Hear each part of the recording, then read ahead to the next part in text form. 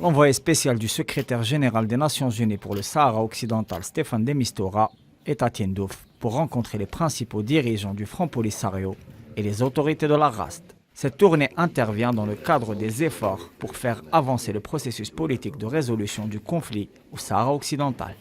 Le Front Polisario, représentant unique du peuple sahraoui, a exprimé à ce propos qu'il était pleinement engagé dans la perspective d'une paix juste et qu'il était également disposé à défendre par tous les moyens légitimes le droit inaliénable du peuple du Sahara occidental à l'autodétermination et à l'indépendance. L'émissaire onusien a indiqué au début de sa visite qu'il avait hâte de pouvoir approfondir les consultations avec toutes les parties concernées sur la perspective de faire avancer de façon constructive le processus politique au Sahara occidental. Pour rappel, cette tournée est la seconde dans la région, après celle de janvier dernier, effectuée par Staffan de Mistura qui l'avait conduit dans plusieurs pays. Début juillet dernier, l'envoyé spécial du secrétaire général des Nations Unies s'est également rendu à Rabat, mais il a dû ajourner sa visite prévue dans les territoires occupés du Sahara occidental pour différentes raisons, principalement dues à la carence de crédibilité des interlocuteurs proposés par la monarchie marocaine sur la question déterminante du contrôle des droits humains dans les villes sous occupation militaire marocaine.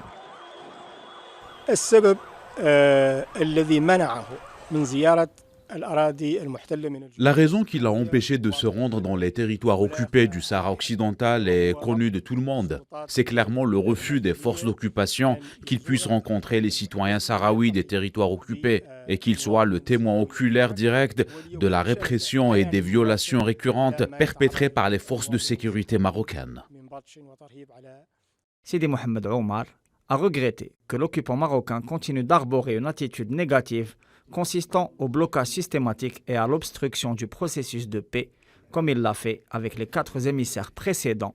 et ce, depuis 3 décennies. La cause du Sahara occidental, dernière colonie d'Afrique, continue d'enchaîner les victoires diplomatiques, comme en témoigne dernièrement la reconduite des relations diplomatiques entre la RAST et plusieurs États latino-américains, à l'instar de la Colombie, ou encore la participation du président de la RAST, Brahim Ghali, à la TICAD de Tunis, où il a été reçu par le président tunisien Kais Saied. Pour sa part, le régime d'occupation marocain, qui s'enfonce dans une politique de fait accompli coloniale et tisse des liaisons dangereuses, se trouve plus que jamais dans une situation d'isolation régionale et sous la pression recrudescente de la communauté internationale dans un contexte de transformation globale.